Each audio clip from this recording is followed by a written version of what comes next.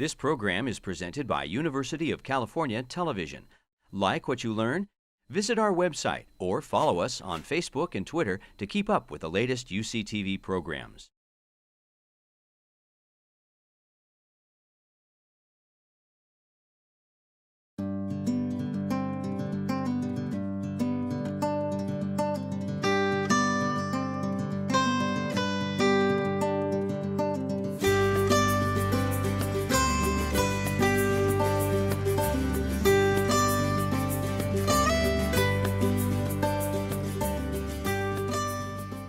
Thank you and welcome to Reimagining Food Waste. This is the third panel from my foundation, the Very Good Food Foundation, part of our Future Thought Leaders panel series.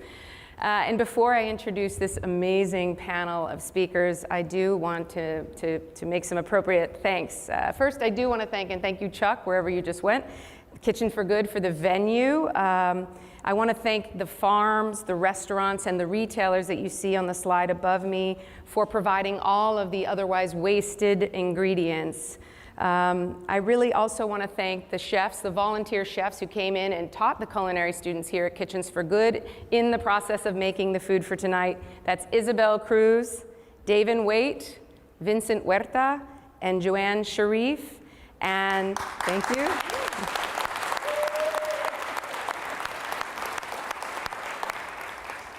Solar Rain, who's providing the desalinated ocean water, drinking water that we're drinking today, powwow.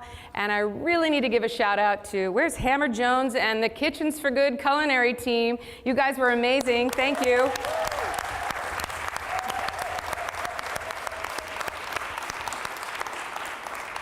You see what they made tonight with what would otherwise be wasted ingredients? You should follow Chuck's lead and absolutely hire them for your next event. So now let's introduce my panel. On my far right is Ilva Mwindi, who's the Education Program Manager from One to One Movement. She'll be talking about her away and stacked mobile class teaching programs. She's an educator, puppeteer, and bird watcher. I like that. You have to tell us more about that, Ilva. Maria Hesse, I should know that. That's the county in Germany, okay. She's a chef, designer, writer, food waste activist, and author of The Intentionalist Cooks. All right, let's hold our applause till the end, Carolyn. No, I'm kidding. All right, next we have Heather Dane, who is the co-author with Louise Hay of The Bone Broth Secret and show host at Hay House Radio, and health coach and 21st century medicine woman. I like that. On my right is Anita Raj, Dr. Raj, thank you, who just traveled around the world to be here with us today, so thank you for joining us. Professor of Medicine and Global Public Health at UC San Diego, founding director of the Center of Gender Equity and Health at UCSD, and she is a well-published, peer-reviewed author, as you can see. On my immediate left is Jennifer Gilmore, who's the executive director here at Kitchens for Good, former executive director of Feeding America. She has been a leader and a pioneer in addressing hunger in our community. To her left is Allie Tarantino, the creator of the Waste Not San Diego program at Specialty Produce, and she'll be talking about that tonight. She's also a pastry chef and formerly worked for a production crew. Next, we have Sarah Boltwala Messina. She's the founder and executive director of Inika Small Earth. She'll be telling us about her program that delivers food from restaurants to community gardens and some of her other work. Then we have Chris Young. He's the founder of Closing the Loop and the owner of Recon Recycling, which is an integrated zero waste recycling program, and he'll tell you about all of the interesting programs that he has going on in our community. Next, my good friend Noel Staley, co-owner of Staley Farms Organics, Staley Farms Market, and Staley Ranch, third generation farmer in California, second generation San Diegan.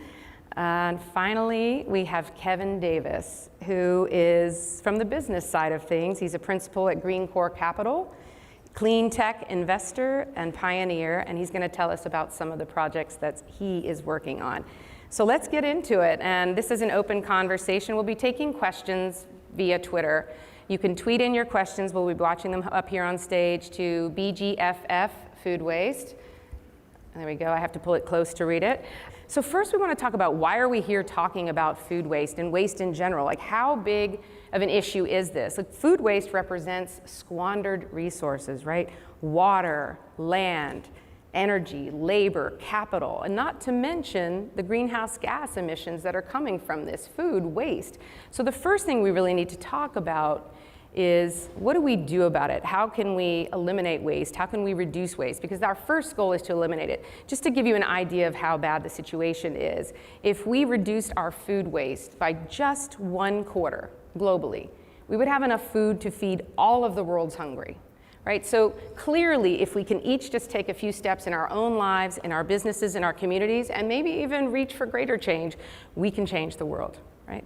So let's start talking with Ilva. We're gonna open it up first, who's focused on waste generally and also food waste. So tell us, Ilva, about the programs that you have at 1-to-1 and how they relate to the issue of waste.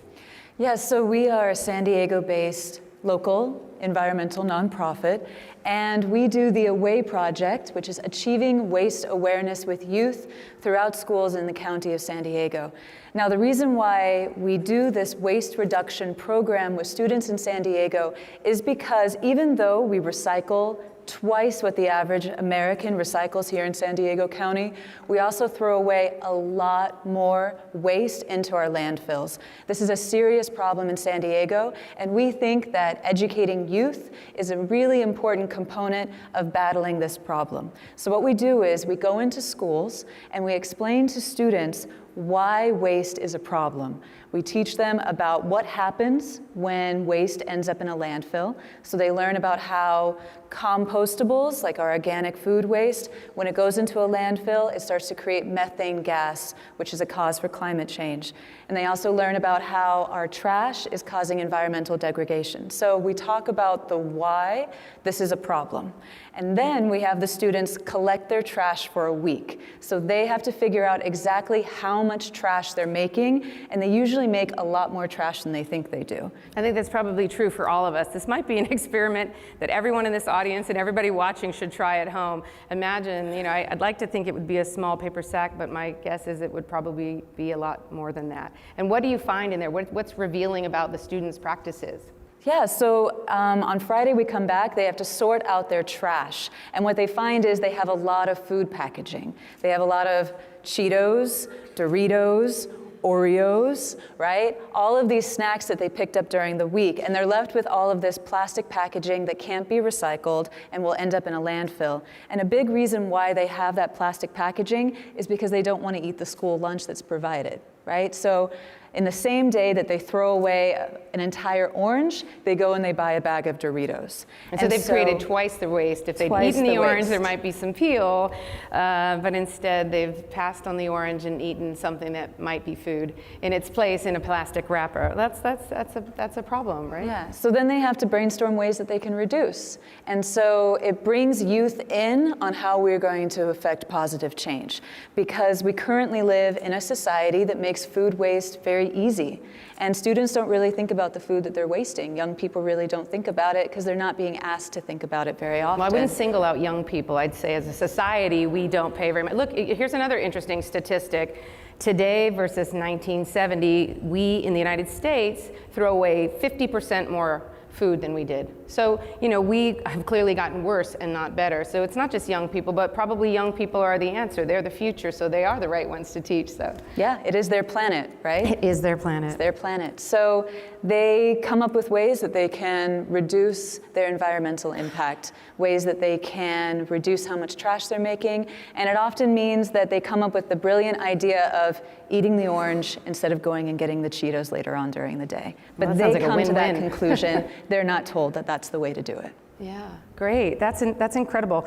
And has there been any sort of revelation through that process? Something that surprised you that came out of it? What has a student done in response to it? Anything that sort of stands out from your experience? When you work with really young students, they get really inspired and they also get really angry. When they find out how big the problem is and they find out what it is they're going to inherit someday, they get really angry and they get really upset. And I don't always have an answer for them about why we have so much trash in the ocean and why we have so many greenhouse gas emissions. And that anger is what surprises me, the fact that they're only 12, 13, and they can already feel the injustice of it. And they come up with really, really good ideas about changes they can make in their lifestyle, but they also come up with really good ideas about what we can be doing as a society to make it better. And we often don't listen to young people and the ideas that they have, but I think that if we did and actually made some of those ideas come true, we could make a real impact. I want to give a little bit more information about some of the squandered resources. You mentioned it. So 25% of US water use is utilized to grow food that's tossed out. If we aggregated all of the land worldwide that is used to grow food that is tossed out or uneaten, it would equal the size of the country of Mexico. 10% of the US energy budget goes to bringing food to our table. And the $1,600 is what the average family in the United States spends on food that isn't eaten, and 1,400 are the number of calories that the average American throws away in food every day. So we clearly, there's a lot of room for improvement, that's good, and I think it's great to hear you talk about kids, and I was thinking about when recycling was the issue that was new, and it really, I watched for a while as, older people, were less responsive to make change in their life, and I would see their kids saying, no, Mom, you need to put that in that bin, right? So hopefully with the work that you're doing, we'll inspire the kids to force the rest of us to be a little bit less wasteful.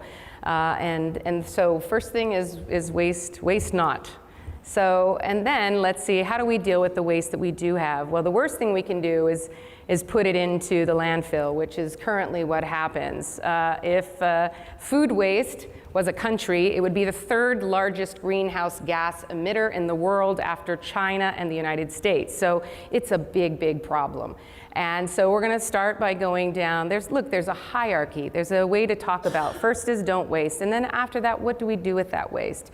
Well, the first thing is we feed people. So at home, as we're talking about reducing your waste, we have two people here who can talk a little bit about what you as a consumer in your own home can do to try to reduce your waste. So Maria, you want to give us some tips on what people can do in their home in terms of, reducing their waste, using foods they're not used to using, the tops of the carrots, all the stuff that's on the menu today? What I've witnessed, a lot of times people have the intention of cooking something that's really healthy, so they go and they get the big bushel of chard, and they get the big thing of kale, and they get the big cabbage, and then I come in to do my weekly meal prep as their personal chef, and they're like, oh, I didn't know what to do with this cabbage. And so it's about, as a family, I think making, or a household, I should say, because there's so many different dynamics now, but as a household, making a real effort to be conscientious food consumers so that you're meal planning together, you're looking for, ingredients that you want to try something new with, and eat your leftovers. That's probably my first tip, because so much of that automatically goes into the garbage. But, put an effort into it. It takes a few hours a week, and budget yourself. Build a pantry, make it a business, basically. To feed yourself, you need to put that kind of responsibility into the care of your life and the food that you're consuming, because it does, affect the environment, and it affects your health, and they go together one and one.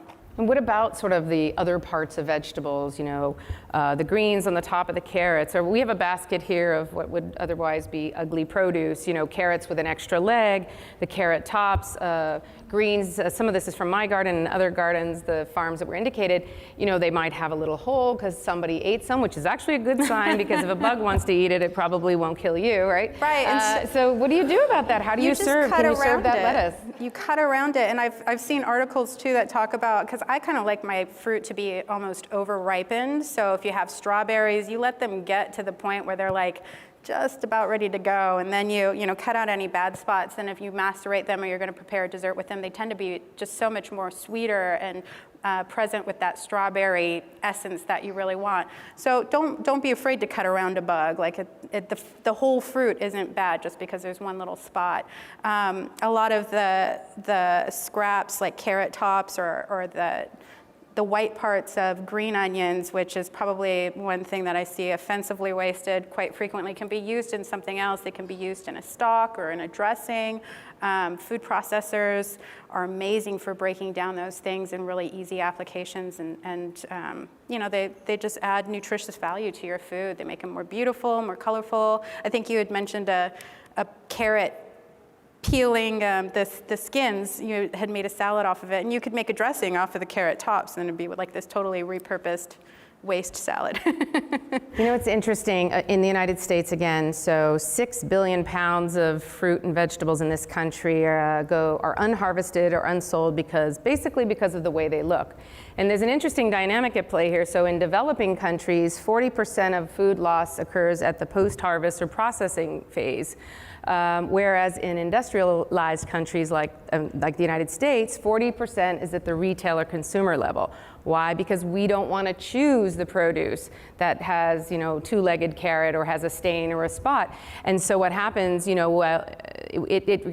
doesn't go from the farm to the retail because the retail knows that the consumer won't buy it. I mean, our choices really can have an impact in how much food waste. And the idea that we're rejecting food, really good food based on looks alone is really a travesty, and we have to get our minds around it and really start to embrace the ugly produce. I don't like using that term because I don't find it ugly at all, but I think that's a really important part. So Heather, what would you add to the conversation? Well, as I was thinking about important messages when it comes to food waste, I take myself back to about 11 years ago when I was in my corporate job.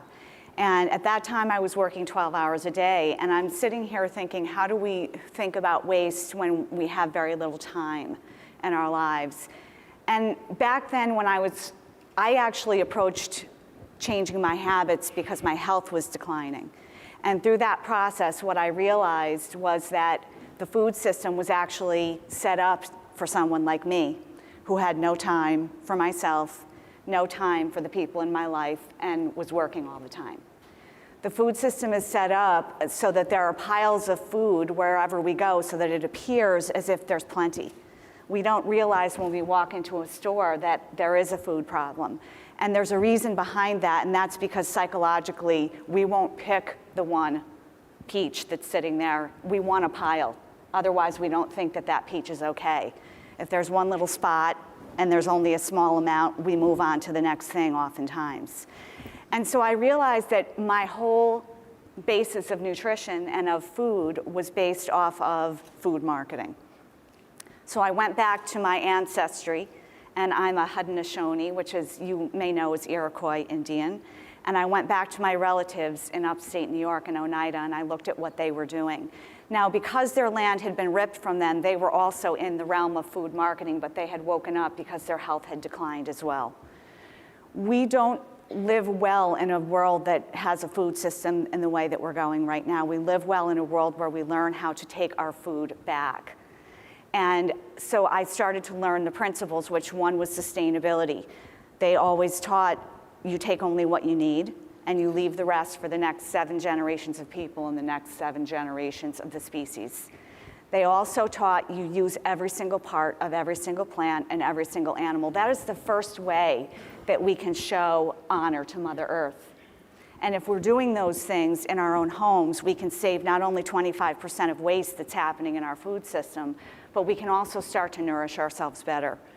And when you start to do that, oftentimes you start to realize that it's okay to take the time to take care of yourself. It's okay to take the time to take care of your family. It's okay to gather with friends and figure out how we're going to use these pieces and parts of food. The way I like to do it is to invite friends over and have a broth party. You take a slow cooker or a stock pot, you throw in all your scraps. So while I'm cutting things up in the kitchen, I'll take all the little odds and ends of everything, the peels, the scraps, the greens on top, and I'm busy still. I'm better than I was. But I throw them in the freezer in a bag, and I let them collect until the bag is full. And when it's full, we can call our friends, our family together. We can gather in the kitchen and bond. And we can then take the vegetables or the bones or carcasses of everything we've been eating. We can cover it with water. And with vegetables, it only takes 40 minutes to extract all those nutrients. With bones, you can do it anywhere from 1.5 hours to 48 hours. But the magic of this is if we take the time to do this, it actually heals our body. So we're healing the earth and we're healing our body at the same time. We're delivering easily digested nutrients, we're delivering collagen, important vitamins and minerals. And so when I got to the level of saying, if I could change the way I approach my life and make it more sustainable, to approach everything I do in a way that feels sustainable, I could actually have more time in my life to do things that are sustainable for the earth. And so if there's one message I'd like to leave is to think that if you're going to do this, if you want to prioritize taking time in the kitchen, when you hold that food, you're connecting to the earth. If you live in the city, this is a beautiful way to have an indoor garden. You don't have to have the dirt, you can have the whole food. And if you keep your odds and ends in the freezer, it gives you a perfect place to use it later on, whether you're going to turn it into purees or you're going to use peels of lemons and dehydrate them in the oven and make them into a vitamin C supplement or something like that. You're giving yourself the time to reconnect to something that is not just important for the earth, but it's important for your health as well. Thank you. You've all raised issues really relating to sort of foods, fruits and vegetables. In Ilva's case, fruits and vegetables that kids aren't eating. Both of you sort of like the way the produce looks. And in your instance, you're talking about bones, which, by the way, is something you can probably get for free at the grocer because, you know, it's a waste product. But I wanted to ask Noel for a second. This question came from the audience, but you know, why is it, from a farmer's perspective, how come you can't get, you know, your missized orange or the tattered lettuce? Why can't it go to the next phase? What about, tell us about standard pack laws. How does that affect this? Well, in standard pack laws, you have categories. Let's say, take citrus, for example. You have fancy, choice, and juice. And then you have trash. So fancy is what you see in most supermarkets. Choice is going to go at a lesser cost to food service. Some supermarkets will take it, you know, the People's Co-op, our stores, things like that. They'll look beyond the blemish.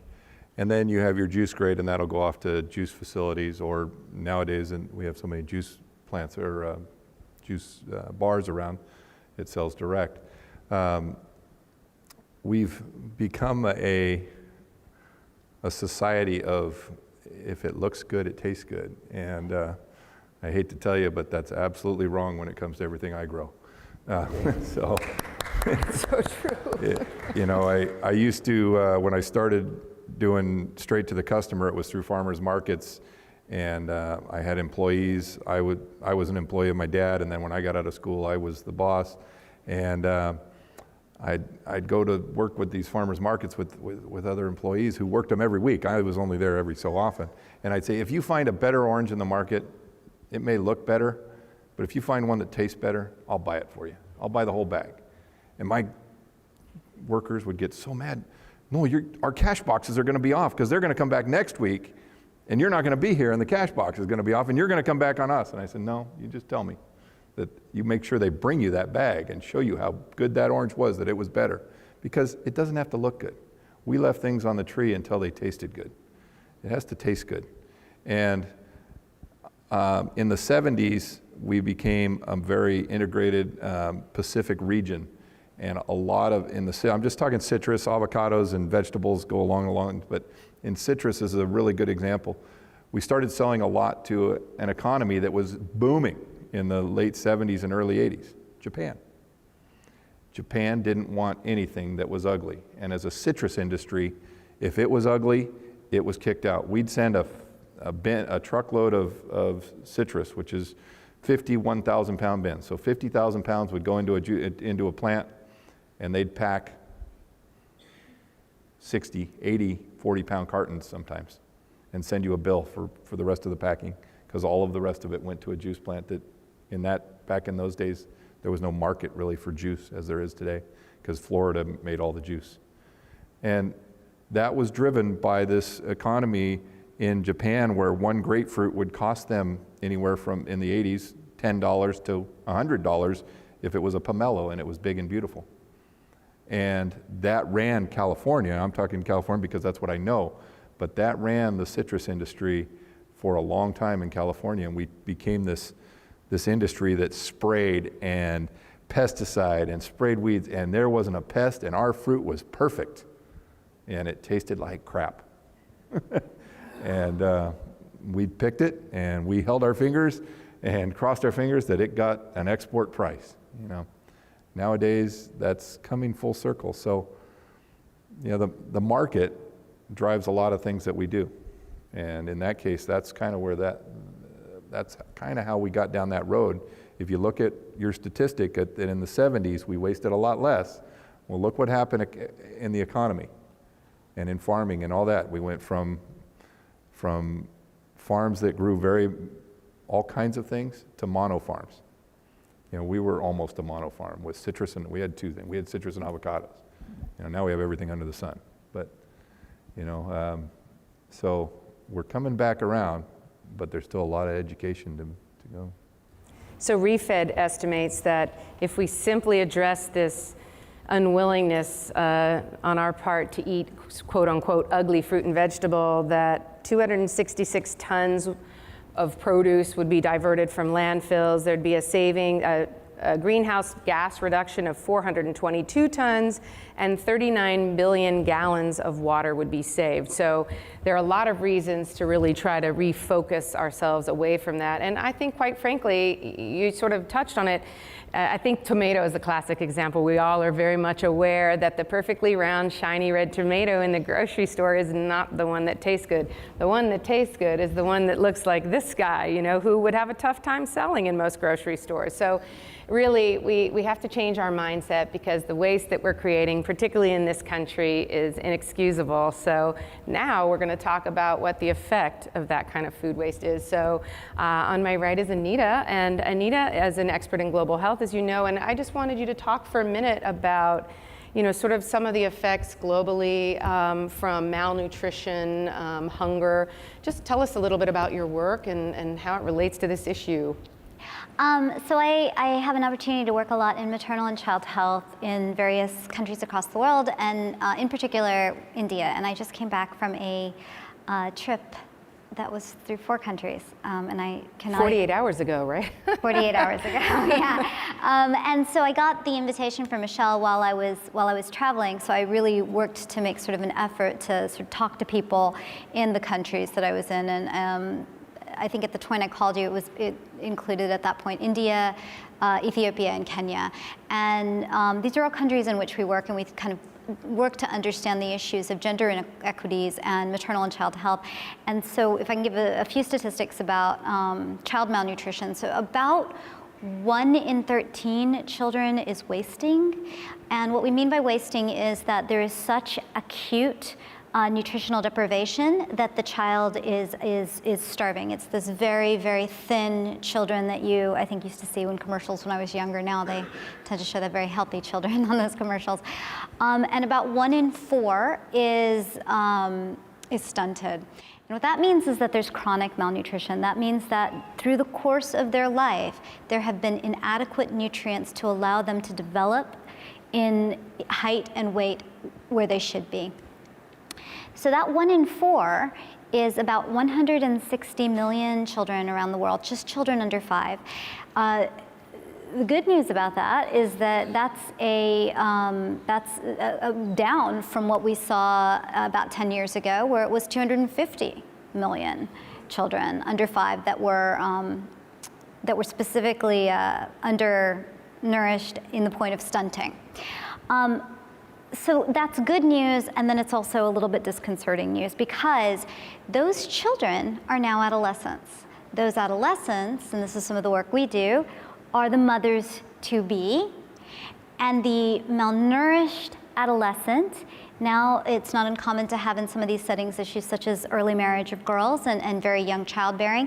You're having this deprivation of nutritional resources now that she still needs every ounce of nutrition she can have. She's trying to grow the fetus, and it's compromised, right? Because you've got a growing body, girl, and you have a growing fetus, and it's a nutritionally compromised circumstance. So what we're having now is this factor of we've had it for some time, but I think there's a greater awareness of intergenerational malnutrition through this process of having the undernourished children, or adolescents and young adults.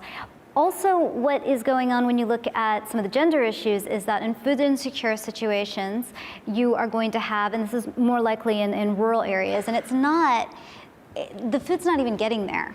Okay, so you've got a distribution system, and these individuals are not attached to the distribution system.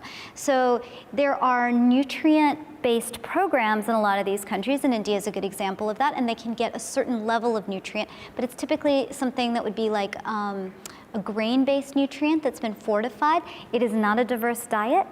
It is enough to survive. It is enough to sustain you. It can impede the likelihood of stunting, but not necessarily. And then you take that environment and you have a situation where there's preference for boys relative to girls, and I'm sure you've heard about this, whether it be about education, et cetera, but it is also about food. And so there was a presentation in Ethiopia from a colleague from Brown, and one of the things they were describing was that in the food insecure households, what they find is that the girls are less likely to get what nourishment is available. And we've known for a long time between husbands and wives, the husbands are more likely to get the nourishment, and the justification is, okay, but they're going to go out.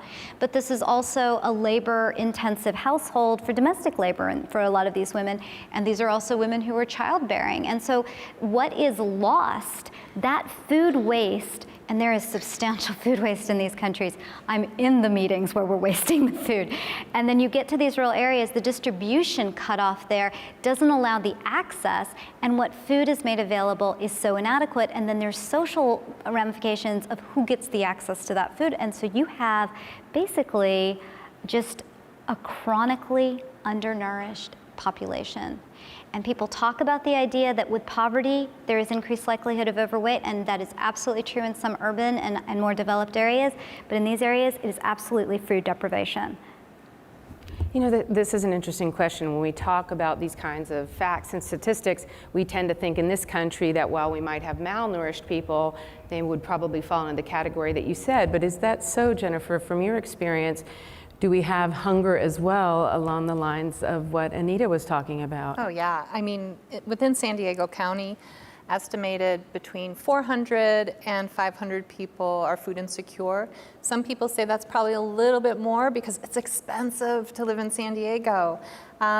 When somebody's hungry, oftentimes they don't look malnourished. They look overfed, and oftentimes, the people who are struggling with food insecurity are some of the most vulnerable to end up with diabetes or chronic illnesses, and so it makes the type of food we distribute in our hunger relief efforts so much more important to make it healthy. Yeah. So tell us about your work here in San Diego, previously with Feeding America and now with Kitchens for Good. Yes, in terms of so I was started working for food banks and in hunger relief back in 1989 as a volunteer, and instantly fell in love with feeding hungry people. And it made sense to me. But there came a time when I looked up, and this was after helping distribute 200 million pounds of food, and the lines hadn't gotten shorter, and the families hadn't gotten healthier. And I had this squishy tomato problem. And it was a result of the food system or food resources that food banks had access to changing. Everything that was non-perishable that you could stick on a shelf and leave it for months was being gobbled up by the dollar stores, and we were running out of food, and we had to start looking for another food source, and it ended up being produce. Oftentimes, like the seconds. And food banks have done actually a really good job diverting food waste. I think 2 billion pounds last year. But when you move to a more perishable food item, wow, it's problematic. You have to have refrigeration. You have to have trucks. You have to have really rapid distribution, and you end up with waste. And I think it was probably sometimes between 10 and 20% of the produce we would bring in would go to waste. And there was one week, we had to dump a bunch of tomatoes. They were squishy.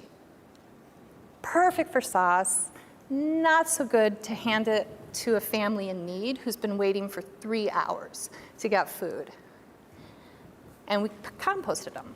And it was probably something like 10 to 20,000 pounds of tomatoes. The next week, I was signing checks, and I had to sign a check for $17,000 to purchase tomato sauce. And I'm like, oh, we can do better. And enter Chuck Samuelson, who said, I'll take your tomatoes and I'll give you back tomato sauce and soups and stews. And he can do meals. And I said, is this a machine? And Aviva said, no, we're gonna train people to become culinary, to work as chefs. And I said, and you're gonna create meals for hunger. And so you're rescuing food, you're moving people out of food lines, you're feeding the hungry, and 70% of your revenue is gonna be earned. Like, sign me up, I'm in. And so it's been a great ride. We've had a lot of fun. That's great. Do you still see, say at the food banks, and I know you're not there now, but is there still, produce or other items at the food banks that go uneaten? And do you have some ideas about that? Oh, sure, because a lot of the time when we get produce and it comes in, it's in totes. So the top layer, really nice. You start to get down a little lower and you see a few more bruises. By the time you get down, and especially with stone fruit, you kind of got this, it's almost jam. And so, it was really interesting. We just had stone fruit donated and it was pretty squishy, but boy, did the students make some of the most beautiful homemade peach roll-ups I'd ever seen. And boy, did those roll-ups make a bunch of kids who are participating in a summer food service program really happy. So there is still a lot of waste. It happens as you're distributing perishable food. You've got a shortened amount of time. Yeah. Now, there's been some real innovation lately on the business side and ways to use up some of this food. And I think we talked about this earlier today, that in Pennsylvania, there's a company that's creating a product called Rescued Relish, and it's sort of an old Amish chow chow recipe. And so whatever leftover produce there is at the food bank, they turn into this condiment, which then they sell. And ultimately, they hope that that will raise funds for the food bank. But there really is opportunity to take what is now food waste and make something else out of it. There's some other examples. There's a company in the UK that's making beer out of old bread, which is fascinating. Then there's someone making bread out of old beer, and so that one is just like, I don't even know what to do about that. A perfect cycle. There's a lot of innovation. There's a company in LA who's taking the pulp from juice pressing and turning it into veggie chips and baking mixes. There's a company, I think also in LA, turning spent grain into granola bars. This is great. These are good projects. And I love this company. I don't know if anyone has seen Sir Kensington, which is a vegan mayonnaise, but they use the liquid. It's called aquafaba. Does anyone know what that is? This is the liquid, right? Yes? Okay, we have, aquafaba fan in the house. This is the liquid that's if you buy a can of, say, chickpeas, and there's that sort of odd liquid, but it turns out you whip it up, it's like egg whites, right? So you can get a lot of, like they're making mayonnaise out of that. And so instead of eggs, you're using that liquid, and they partner with a hummus company, and a marriage is made, and now we've got less food waste and new food products. So there's a lot of opportunity to come up with innovative solutions. And I think we talked about you are maybe going to explore some of these ideas here at Kitchens for Good. Well, and really, Chuck's love is making sure damaged fruits and vegetables don't end up in landfills. And so he's been coming up with how many people have seen citrus lying down on the ground in San Diego? It's all over the place. Well, let me introduce you to Orange You Glad. We called it marmalade. So there's a number of things. We've been looking at using spent grains. We think that every brewery who serves a burger should have a bun made from their spent grains. And the possibilities are endless, and I know you just and then make more beer out of the bread. Has and then 5 more ideas. He's writing them down in the back, right? Mayonnaise, wow. No, look, the possibilities are endless. And I think the idea is, look, first become aware of the problem, how significant it is, what the impact is. And we did have an interesting question from the audience, because obviously, and I said it earlier with the statistic about where the losses are in the developing world, it's at the post-harvest processing and distribution. And on our end, it's more on the consumer and retail. And the question is, and I'm not sure if anyone here feels like they want to jump on this, but these are two distinct problems problems, and which one is more difficult to solve? It sounds to me like the distribution chain one is a more difficult one to solve, but what do you think about that? I mean, I'm listening to the stories, and I don't know how to. This is not my line, but I don't know how to get it to the rural areas. I mean, when we go out there are times it's monsoon season. That village is totally cut off. If it's not a grain-based food that can be stored for long periods, I don't know how you would get food into that area.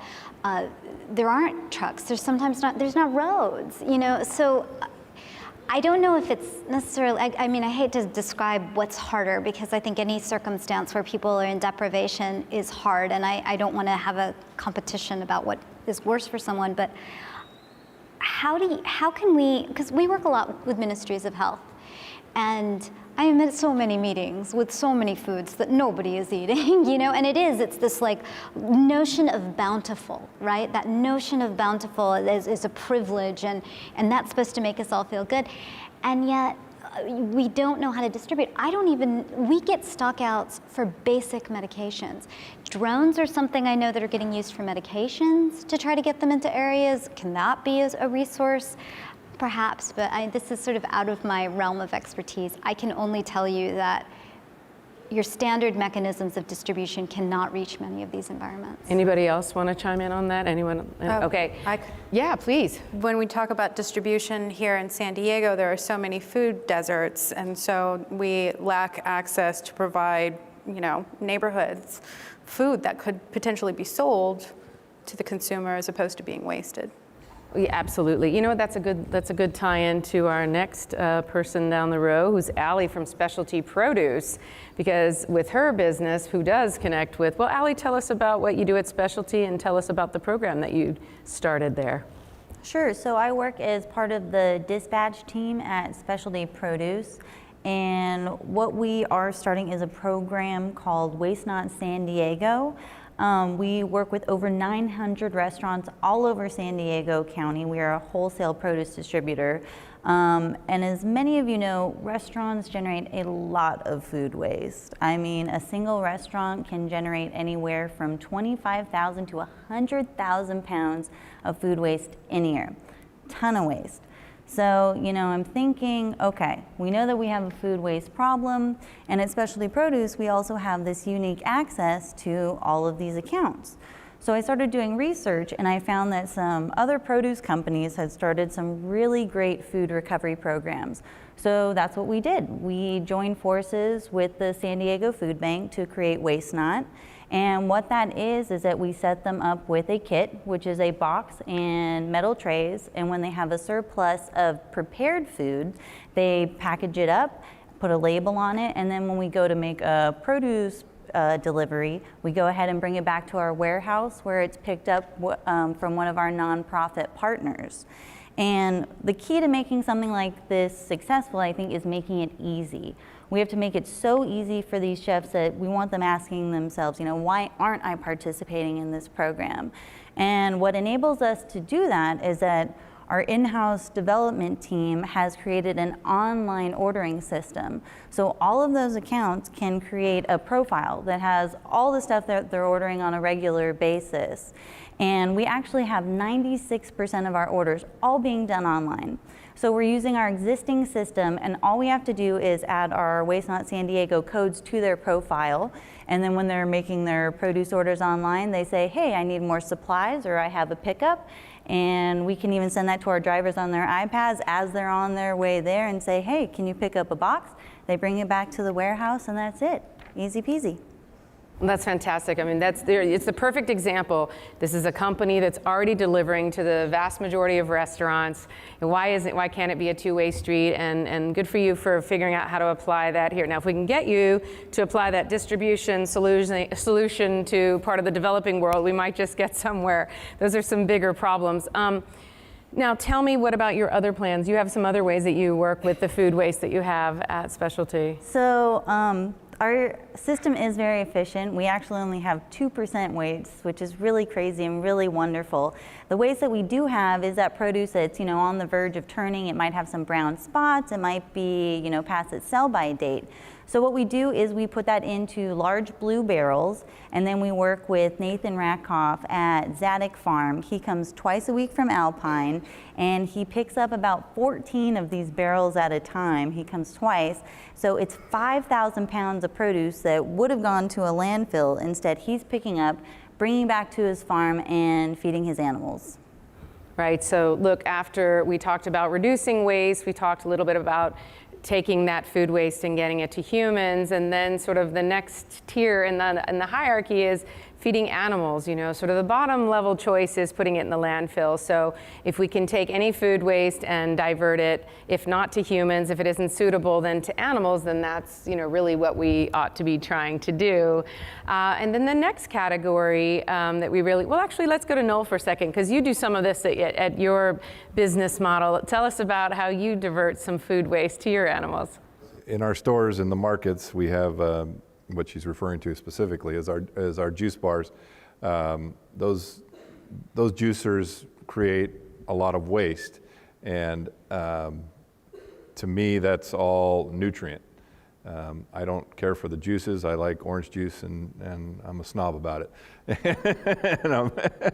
But a lot of people like their green juices, and I like to eat my vegetables. But that waste that's there is still food, and we take it back to the farm and feed it to our chickens. The chickens go crazy over it. The more greens that chickens eat, the better the eggs. Egg yolks shouldn't be yellow, they should be orange. I grew up in the egg business. I know yellow yolks. It was the best day of my life when we got out of the chicken business and I was in the 6th grade. But now I'm back into it with 500 birds instead of 180,000 of them. And it smells a lot better too. So we take that pulp and then also anything that comes off of the the wet rack where vegetables are and all that. If they're peeling any waste off of that, there is no waste. In our operation, there is no waste. We work with Feeding America with our avocado packing operation, and those bins of avocados were from us, and I know Del Rey avocado, we're overwhelming them. We had to divert. So we have pigs, we can divert there. I found them other pig farmers for Del Rey, and we put it back into as food for pigs, so the farmer was able to supplement. And you know, it's just a wonderful fat. So feed it to a pig, it becomes a even better bacon. You know, so, but we are, you know, pretty much a zero waste operation when it comes to our food out of our juice bars and kitchen at the stores, and then our packing operation at the farm. And Chris, you feed animals of a different kind with your recycling process. Tell us a little bit about it. So at Closing the Loop, we're an integrated zero waste sustainability company. It's a big mouthful, but what that means is that we do recycling. We do that just like everybody else does, but we also do kitchen oil for biodiesel, but we also do the food waste. Just kind of like the barrels that the bins that Allie's talking about, we do those as well, and we pick them up from multiple different restaurants, commercial locations, universities, all kinds of businesses around the city.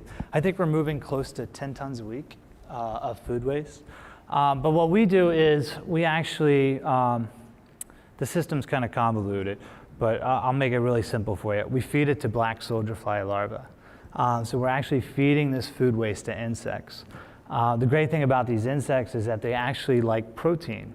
So they're more interested in the meat products and the dairy products and the little bit of oils that are left over. The stuff that isn't going to go to the chickens necessarily, or the stuff that isn't going to get composted by Sarah at the community gardens. And so the great thing about these black soldier fly is that they're 40% protein.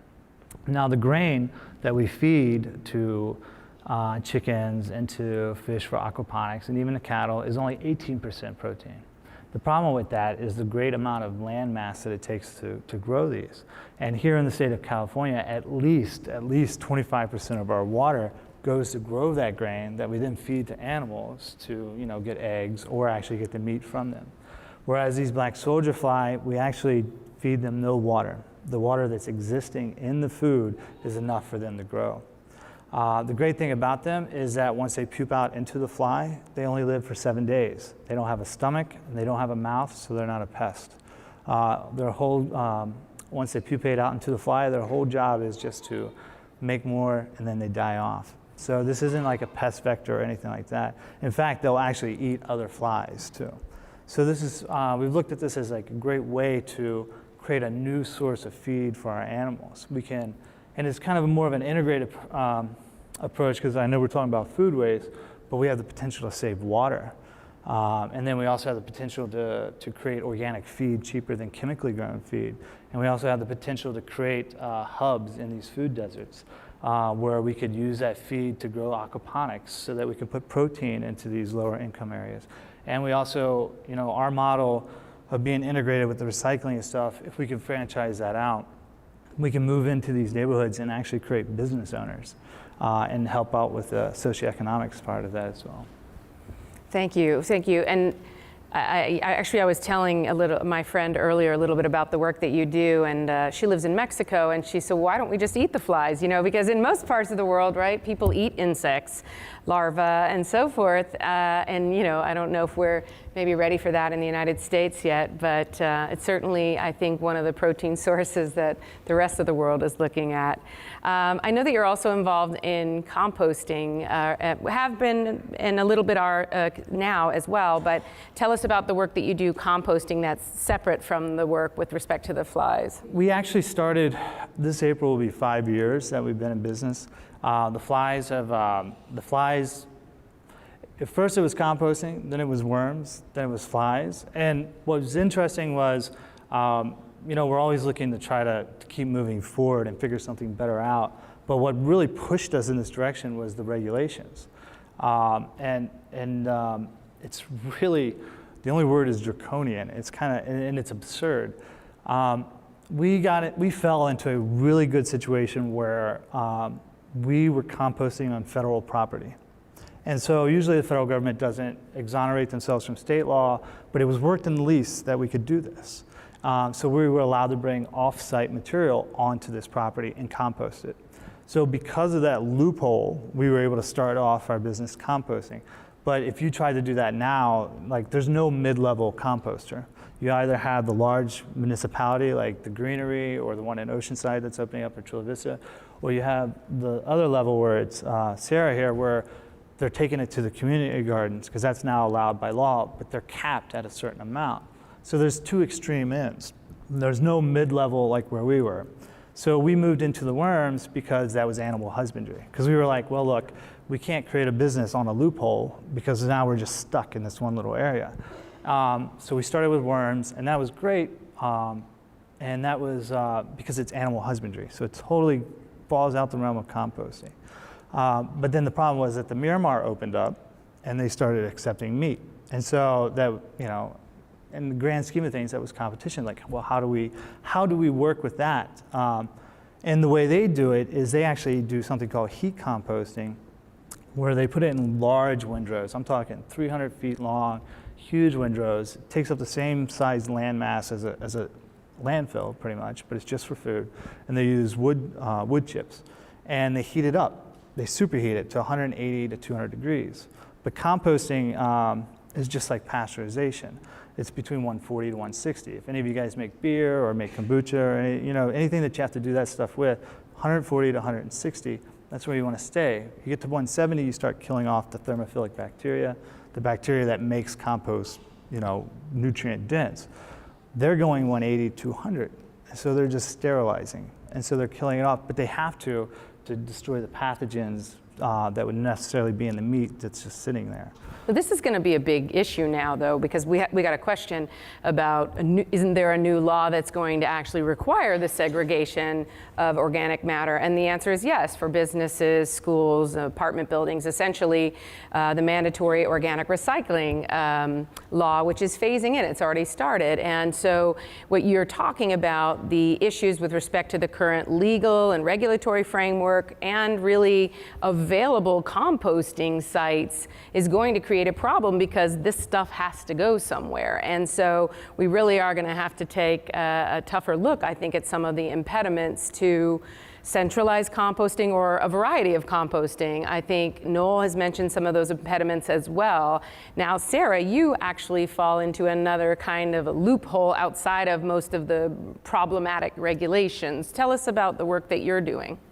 So at Inika, we are an incubator for social enterprise, because social enterprise that solves problems related to waste. Because we realize that as a society, we've done very well in educating people about waste and recycling, and waste is a resource. But if waste is a resource, we've really not done very well at attaching a value to it. And if we were to just offer an enabling environment where enterprise could step in and people could actually make livelihoods or supplement their income, solving some of these waste-related problems, this problem wouldn't be that big. It's not going to go away, but we need a variety of solutions that are trying to chip away at the problem. So being an incubator for social enterprise, we created our own pilot, which is Food to Soil. What Food to Soil does is, it is a collective of community-based composters. We collect food scraps, pre-consumer food scraps from restaurants, match them up with a community garden in their neighborhood. We hire a local compost technician who knows how to compost, and we train them along the way, so they only need basic knowledge of composting. And the idea really is to keep the resources in the community.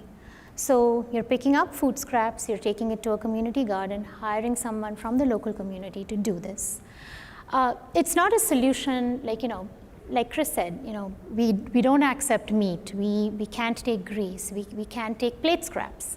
But what we're really trying to demonstrate is that these decentralized, participative methods of managing waste are very viable.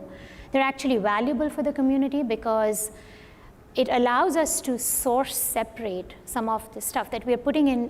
Once you put something in a dumpster, you don't really know what's in it. But when we collect these pre-consumer food scraps, we see lemon peels. And so you'll see that vinegar cleaner that we've placed in the back. We just saw a whole bucket of lemon peels, and we're like, what can you do with this? I mean, of course you can compost it, but isn't there a higher value to these lemon peels? And so we said, okay, let's try this lemon cleaner, and we tried that. So what we're trying to demonstrate really is that there is value in enterprise-based approaches, there's value in decentralized approaches, and they should be a part of the larger design. So, we're not ruling away commercial composting, we're not ruling away those anaerobic digesters, we need them. But we also need these decentralized, community-based, participation-based models that sort of scale down the problem. Because if you don't have those lemon peels, if you don't have those pre-consumer food scraps, we collect a lot of oyster shells, and we're wondering, there are nutrients, there is an application in this. There are some building applications people tell us about. So if we could just rule away some of these high value materials from the waste stream using enterprise, using innovation, the problem would be a lot less. So that's what we do, and where the reason we go to community gardens to compost is because the soil that we make at the community gardens goes back into the garden plots. So there's a use for it, and it's a nice, very nice closed loop system. Excellent. We actually have a question that goes back a little bit earlier to work that you're doing, Allie, and it's a Facebook question. And that is whether restaurants would face, and for you as well actually, do restaurants face any liability if the food they donate is given to somebody and someone gets sick? Do you know about that rule? I bet you do. We hear about that a lot. People are really worried. No one wants to get sued. Here's the good news. There is the Good Samaritan law. I'm sure you are very familiar with it. You cannot be sued for donating food, which is wonderful. And I don't think there's any cases where anyone has in the past or any foodborne illnesses, any record of it, but they are protected, so they don't have anything to worry about. And it's a tax write-off for them as well for the donated food, and it's great PR and no cost to them. Anything to add to that? Just win, win, win, win, win, win. profile wins. What about, that's sort of restaurants. What about consumers? What about food waste that we might generate at home? We have a big barbecue. What about that? Can that go to the food banks? Does the same sort of rules apply to you? It's tricky once it gets to the household level because there are certain food safety issues. And so before any of that food, I mean, just cook what you need and what you want to eat the next day. Because once it's prepared and it's sitting out, as lovely as it may be, there are certain food safety issues that we need to take into account. Do you wanted to add something over here? Oh, I was just going to say eat your leftovers. Anything almost tastes good scrambled with eggs the next day. And, I'm a big fan of repurposing leftovers in that way all the time. So, if you have single serving containers, you can always freeze leftovers in those containers. And boy, is that great when you get home late one night and you don't feel like cooking dinner, or you want to get it out and thaw it for lunch the next day. And offer to your friends, because I'm sure that you know somebody who's probably hungry and would be more than willing to come and get a good home-cooked meal. Absolutely. I mean, I always find, in the work that we do, we work with a lot of really talented chefs, and I know you can make great food with amazing ingredients, but show me what you can do with these leftovers and this and that. Then I'm really impressed. And the truth is, that is how you make great stuff. And I think singling it out and freezing, portions is key. And it's interesting. There are a lot of different places. We have some handouts. They're either on your chair, or you'll get them on the way out, that have a lot of tips for how to, save and store food at home. And it's interesting, a lot of the resources say, hey, leave the big box stores alone, because it seems like there's a lot more and it's cheaper, but when you buy more, you tend to waste more. So, the idea of shopping in a smaller time frame for the week, planning it out, probably does make sense. And then we won't even have to get into the rest of the discussion about what to do with it when we've wasted it. So getting back to where we were, you mentioned something about business use, so it seemed like the perfect lead-in to talk to our friend at the very end, Kevin over there. Sorry, we've forgotten about you. It's all good. But he's got such cool, innovative things happening. Tell us what you do after we've tried everything else. So one of our companies develops a green building material called Ecor, and we basically convert fiber waste into advanced building materials to replace wood, plywood, MDF, and cardboard. And we use fiber waste, which is usually cardboard, paper, but we use a lot of agricultural waste. So we can take things like coffee grounds and spent brewer's grains and really create innovative building materials that you can use instead of wood. And so one of the best examples we have is we're working with a global brewer to basically convert their spent brewer's grain, their cardboard, and paper, and really figure out if we can use that for doing 6-pack containers, retail graphics and displays, and really take away all the paper and cardboard and foam and plastic they use in their enterprise, and really keep a circle going of converting their waste that they're using into their enterprise. And so we think it's one of many models of where we can take agricultural waste, a lot of it's burned, a lot of it's sent to landfills, and really create solve a problem in a way that creates profits for them and saves waste. So that's kind of one of the things we're doing.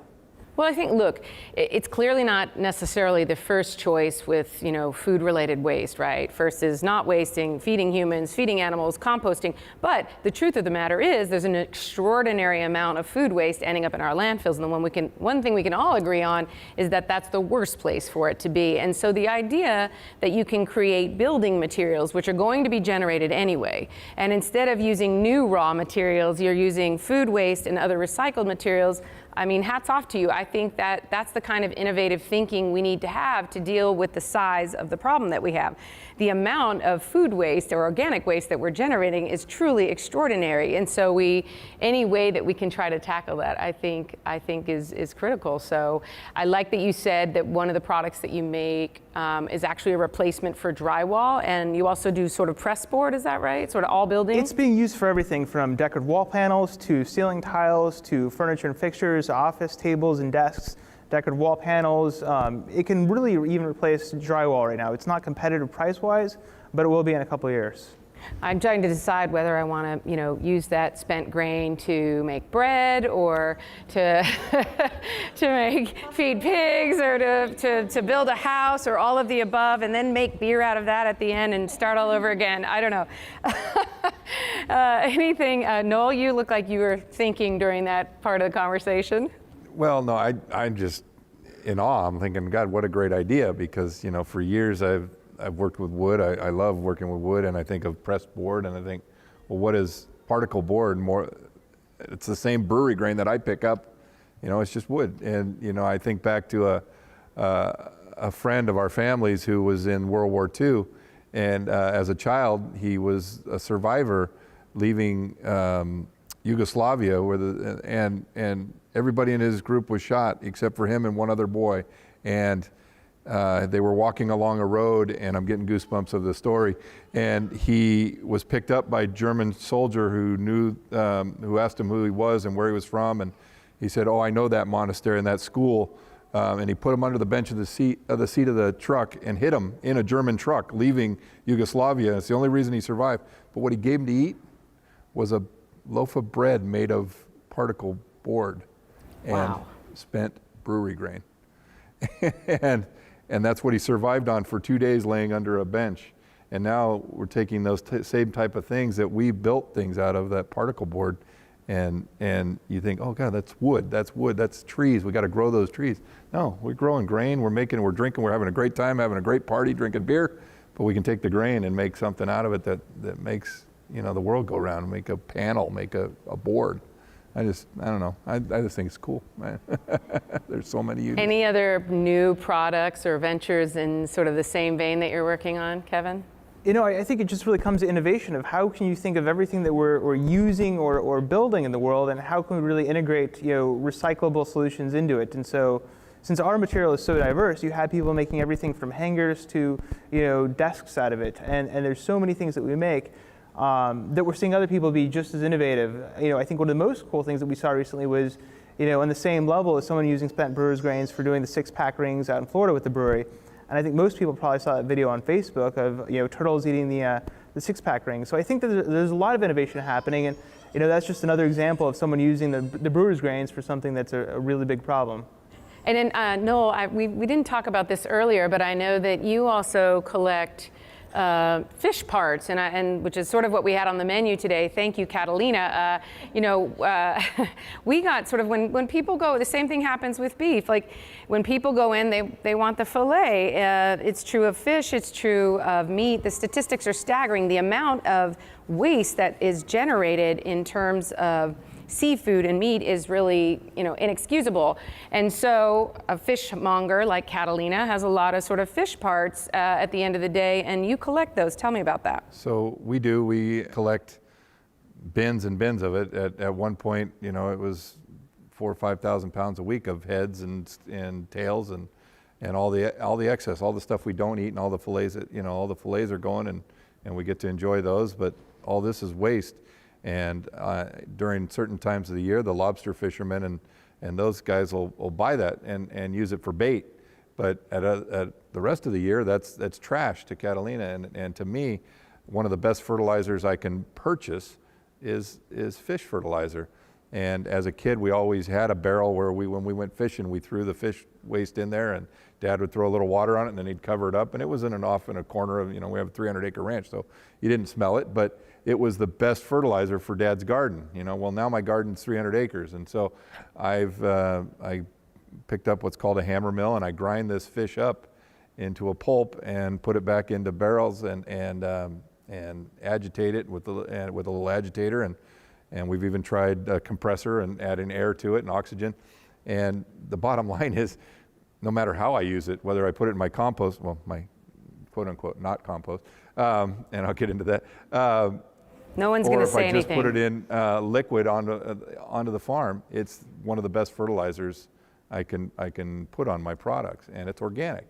Well, you know, the interesting thing is, anyone who's a home gardener, if they've gone to the nursery, they sell fish emulsion, you know, sort of the things that we're talking about actually can occur in nature. You can actually just get the fish parts. And I'm going to give you the statistics. So 35% of the fish and seafood that's generated is wasted. And if you put that into sort of poundage in the aggregate, that's the equivalent of 3 billion Atlantic salmon, just to put that's annually. So I want to talk for a minute. We've talked about bone broth, but there's lots we can do with the other fish parts at home before we even get to the garden, right? What else? What can we do with those? Either one of you. Oh, you can make a nice fish stock with it. I've seen they're taking salmon skin and making it into leather. There's a number of things that you can do, and most of the nutritional value or the oils the high concentration of oils that you get from fish come from the skeletal remains as opposed to the actual meat itself. So by breaking that down, you're making it easier for your body to digest and benefit from. And anybody who has a thyroid issue, which seems like a lot of people today, the fish heads are so full of iodine and they're really wonderful for that. So instead of going to the doctor and getting medications, if you've got time to try nutrition, fish head broth would be a great way to do it. It's an interesting point too, because there has been a move away from iodized salt to sea salt, which has, as you've said, I know before, a lot of minerals and is a positive thing, but there actually are iodine deficiencies with a lot of populations, even here in San Diego, and so this is another way to get that, not to mention the additional health benefits and the flavor that you get, so it doesn't have to be a waste product, right? So has some additional benefits. Yeah, and what it strikes me as we're sitting here is that a famous immunologist recently told me that in order for us to stay healthy based off of the way our vaccinations are going and things like that is to go back to the way our grandparents and great-grandparents did it. And we're really talking about going back to the way our grandparents and great-grandparents did it. We just have fancier technology. But maybe if we were to think more about those kinds of things, of how they used to do it, it not only connects us to our ancestors, which is incredible for healing in general, but it allows us to rethink the way we're doing things in our sped-up lives. It's a very, very good point. Anyone want to add in on that one? No? Okay. Any other sort of thoughts about, you mentioned earlier bone broth, and I want to give another statistic about meat, and I find this one also problematic. So meat we dispose 20% of meat, and if we aggregated that amount is equal to about 75 million cows. So also a big item. And what gets thrown away, just like with the fish, is you want the fillet, you want this cut, the bones, skin, and so forth. But you talked a little bit about bone broth, but this is not only healthful, as you said, and there's a benefit in creating this for yourself, but from a sort of consumer perspective and cost, you really can get bones at your butcher shop for nothing or next to nothing because they're going to waste. They can't keep up with those parts, and so it's also economical, right? It is, so, and these days, because bone broth has gotten so popular, it is, if you want to have great skin, hair, and nails, and you just want to go the beauty route, it's fabulous for that. I always say bone broth, not Botox. But it's great for any kind of organ issue. Gallbladder issues is one of the biggest things people have today. It's great for the gallbladder, great for the liver, all of your organs, your heart and your eyes. It's fabulous for that. The only food that has that is animal protein. And the only way we can get that is to break it down. And bone broth is a great way we can do that in the home. It actually lines your small intestine, and it makes your small intestine more effective at extracting nutrients from your other food, and it saves your small intestine from other assaults, like if you were going to eat sugar or something like that. What I love about bone broth, and I've seen this in my own kitchen, is that when I started making bone broth and I was using things like oxtails and things that you would never think to buy because food marketing tells us to buy only 15% of the animal, which is the choice cuts. And because they want us to buy 15%, we have to have more cows to produce the 15%. And if we were to go back to eating nose to tail, and using oxtail and things like that, we now cut down on the need for factory farms. We can start to reverse this process as consumers. So oxtail starts to get more expensive all of a sudden, and knuckles start to get more expensive. But what I find is that I'm actually shopping my freezer when I think about what I need for animal protein for the week. I'm going in, I'm making bone broth, and I'm taking the meat off of the bones and the fat, which is incredibly helpful, and it's that fat that lets us get more minerals into our body and drives the fat-soluble vitamins in. So all that meat off a knuckle that I would have thought was kind of gross before now becomes part of my meal. I can make pâtés with it. I can take marrow that came out of in the bone broth, and I can whiz it up in my food processor with the oxtail and make a beautiful oxtail pâté. And it's these things that inspired Louise Hay and I to write The Bone Broth Secret, because having grown up she was born in 1926, her kitchen is sort of like this. I would walk in and I would see her doing these things very naturally. If she would cook asparagus, she wouldn't throw the water away. She would never throw the ends of the asparagus away. She was always reusing things.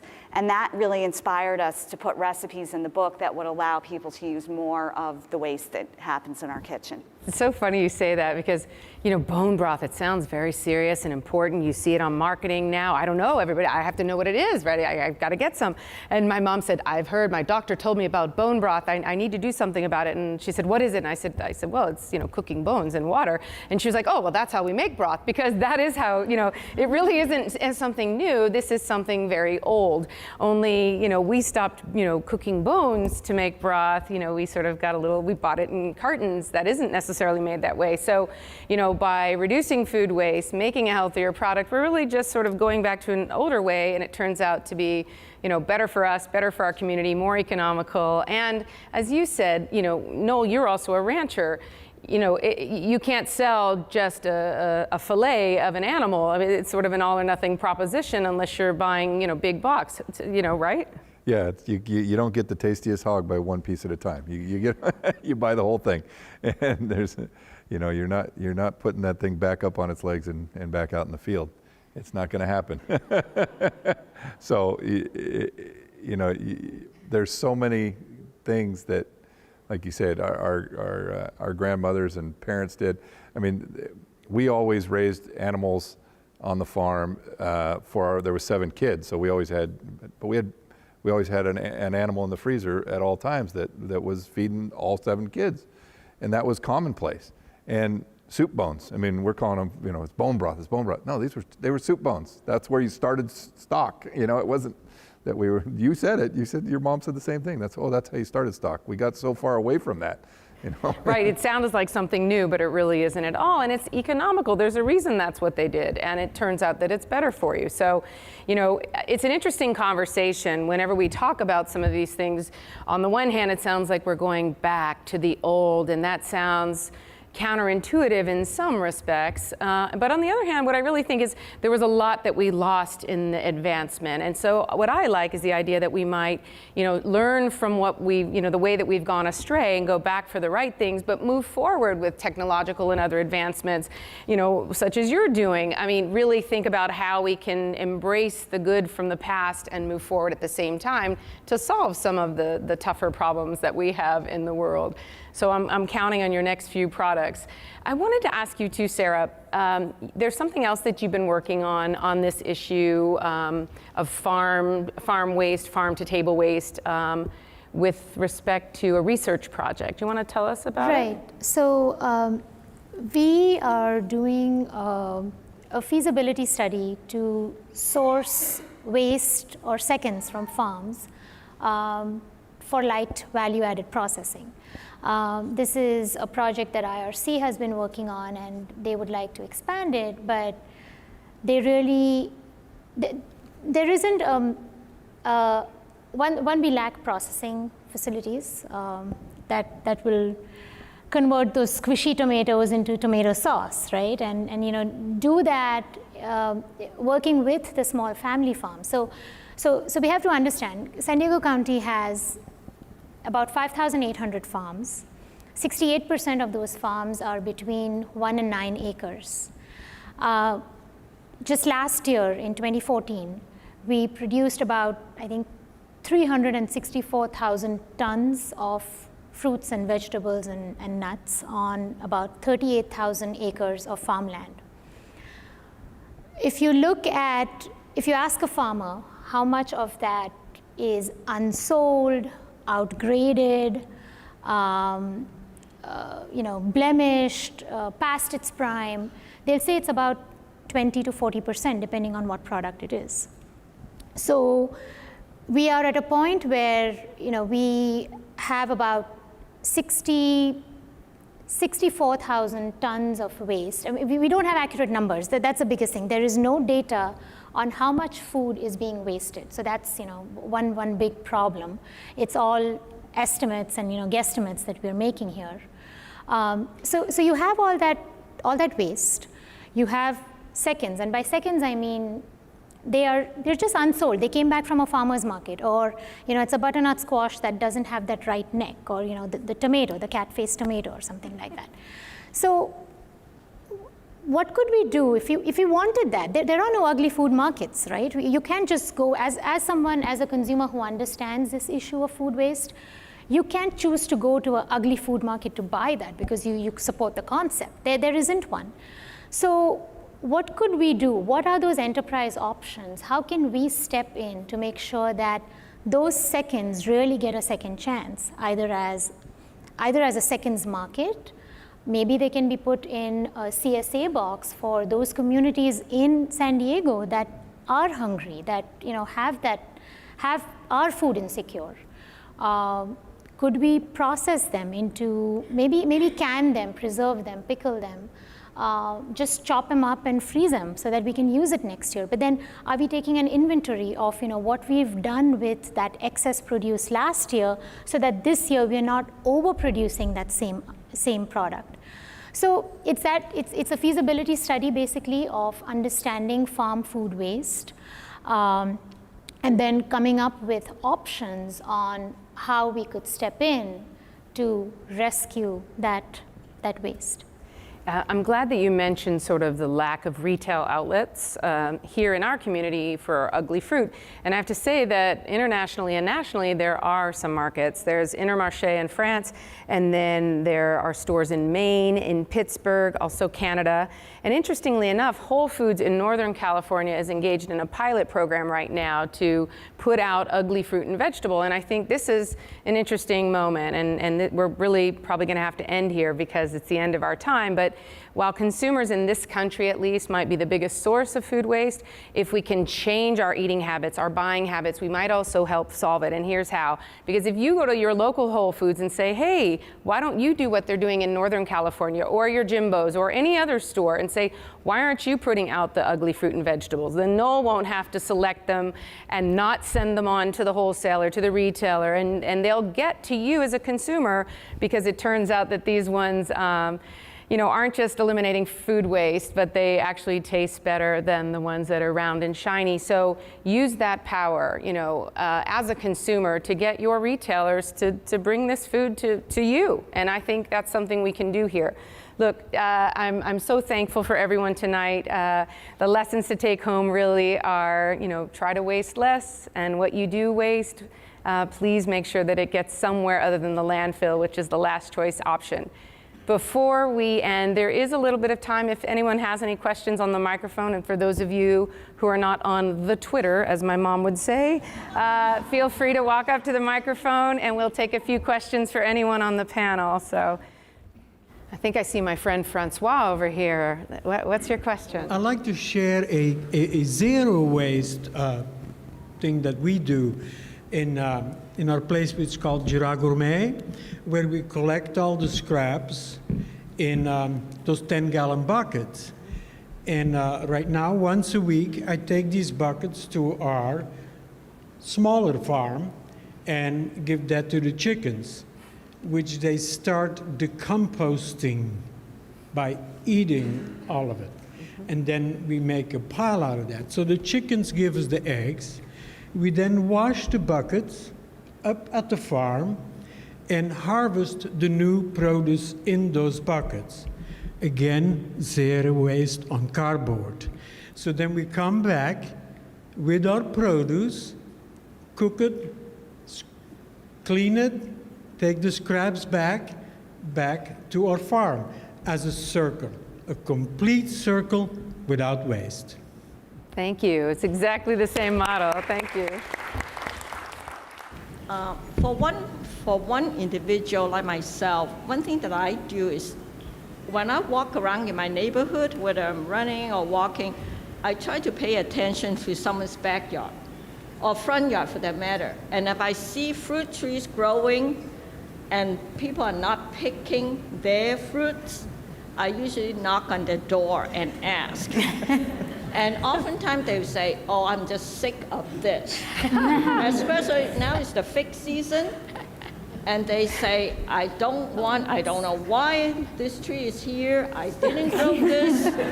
And then I said, oh, then you have a lot of figs on the ground and the rats come and you don't like it. I can take it off you. I'll come and pick it And I will make something, I'll bring it back to you. And I have made friends in neighborhoods. So try that. That's great, fantastic. Go ahead. Hi, I helped found UCSD's Food Recovery Network, and we save all of the dining hall's leftovers to donate it to homeless shelters. And my question was, our biggest need right now is recruiting volunteers. We only have 8 people on our team right now. And I was wondering what has been the most successful message or method of getting volunteers out, especially if it's not a very glamorous or fun volunteer job. I think squishy food is really like glamorous. That's fantastic. The great thing, you know, we used to, when I'm a big proponent of don't have age limits for volunteer projects. You know, anyone can come in and separate a firm plum from a squishy plum, and it's such a great way to engage people in service. We can talk, I would be happy to talk about volunteer recruitment.